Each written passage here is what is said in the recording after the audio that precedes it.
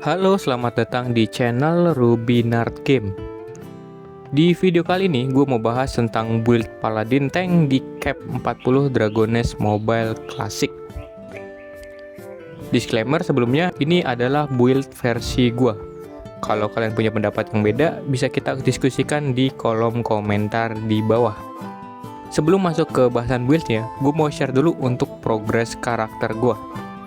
Dari segi rating ada di 26k dengan 65k HP dan kurang lebih 8k di kedua defense-nya.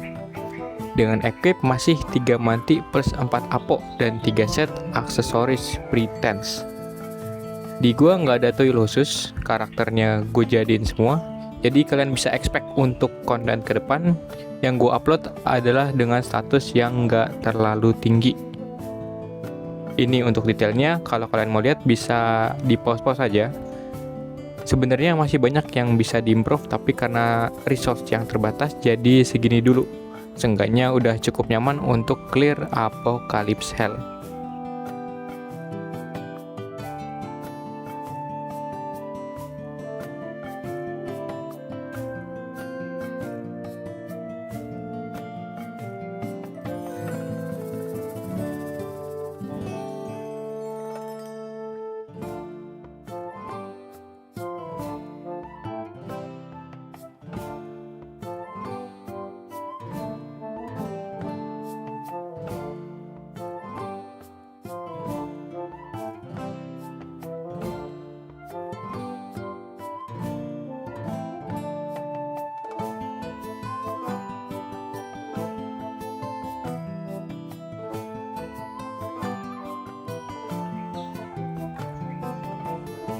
Oke, sekarang lanjut ke build-nya. Gue rasa 4 apo dan 3 manti itu cukup. Jadi untuk armor full apo kecuali tangan atau kaki, dan untuk weaponnya tetap di manticore. Dengan begini kalian ada STR Agi Intelligent tambahan dari bonus set manti tanpa kehilangan stat penting di set Apocalypse. Dari segi aksesoris, base-nya adalah Apocalypse set karena untuk 4 setnya nambahin basic stat. Kalau belum ada, kalian bisa pakai 3 set manticore plus aksesoris chaos. Kenapa 3 set? Karena kita ambil bonus stat dasar tambahan di 3 setnya.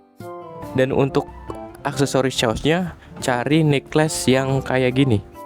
Ada juga untuk tipe yang magic defense. Ini bagus banget untuk up defense dan HP kalian.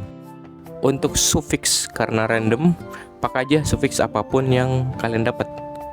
Tapi kalau kalian ada niat buat nyari suffix atau untuk craft suffix di equip SD nanti, untuk base-nya adalah kalian cari Iron Wall dan 10 buat ngurangin physical dan magical damage yang masuk. Atau kalau kalian dapat win dan intellect itu juga masih oke buat resistance tambahan. Untuk masing-masing weapon bisa cari intellect untuk intelligent tambahan dan juga di buff total resistance. Lanjut ke heraldry. Kalian pasang health 10 Iron Well, intellect, beard, dan life vitality.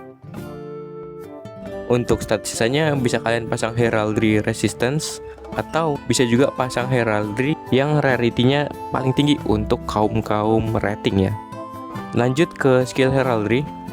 Yang wajib untuk paladin yaitu adalah skill provoke yang 40% di buff duration. Ini wajib untuk mengamankan 100% uptime aggro monster. Kalau belum punya, sangat disarankan untuk beli aja di TH ya. Untuk slot skill heraldry lainnya ada beberapa opsi yang bisa dipilih, yaitu ada block dengan minus durasi cooldown, heraldry heal, divine avatar atau ulti yang buff duration, stance of fight buff duration, iron will buff duration,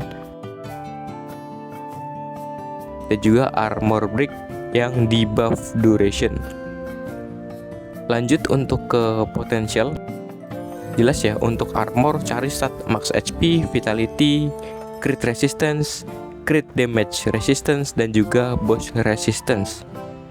Dari sisi skill, skip karena hampir semuanya minus MP consumption kecuali yang heal ya. Untuk weapon dan aksesoris yang bagus hanya di stat intelligence dan STR. Berkebalikan dengan armor, ada beberapa opsi poten yang bisa dicari, yaitu armor break di buff duration, provoke di buff duration, divine avatar buff duration, stance of fate buff duration, dan iron will buff duration. Tapi tetap sebagai tank, maksimalin poten di sisi armor dulu buat ngedapetin defense tambahan dari base atribut bonus. Sekarang ke build skillnya. Di sini gua akan jelaskan untuk alokasi skill poinnya. Untuk basic class kita harus alokasi SP sebanyak 45 SP. Kita ambil dulu skill-skill yang wajib max, yaitu tumble, heal, dan lain-lain.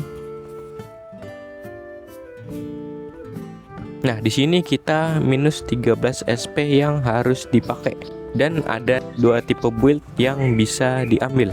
Kalau kalian ingin ada personal damage yang lumayan, bisa ambil ke arah charge bolt sampai level 11.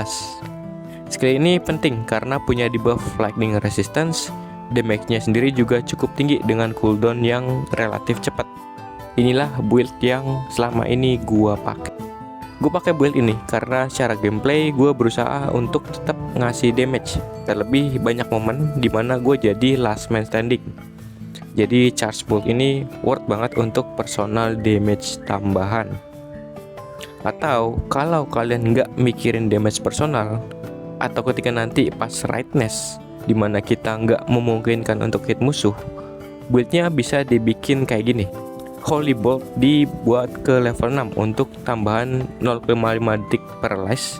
Terus alokasiin sisanya ke MP untuk fix penggunaan MP yang boros. Lanjut ke skill Paladin. Skill bagian kiri mentok satu semua sampai Electric Smith. Lalu sini armor break max untuk secure 100% uptime di buff physical damage increase.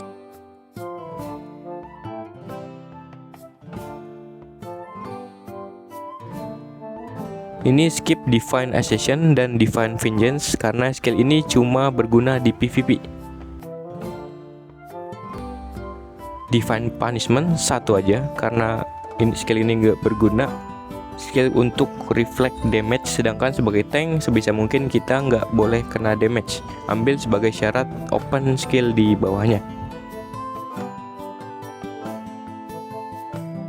Untuk kedua aura sesuaikan aja dengan kebutuhan, apalagi sekarang udah ada damager tipe fire lagi, yaitu Alchemist. Manfaatin build plan, jadi kalau ada Alchemist atau Elemental Lord, pilih build yang ambil Elemental Aura. Kalau nggak ada keduanya, ambil Conviction Aura. Nah, tambahan, kalau kalian punya skill plate dan skill potent dari skill provoke dan armor break, walau durasi debuffnya kelebihin uptime 100%, ini kalian keep aja. Karena dengan durasi tambahan ini kalian bisa lebih fokus untuk dodge serangan lawan tanpa takut debuffnya habis. Oke, sekian untuk buildnya. Jangan lupa like, comment, dan sub. See you in the next video. Bye bye.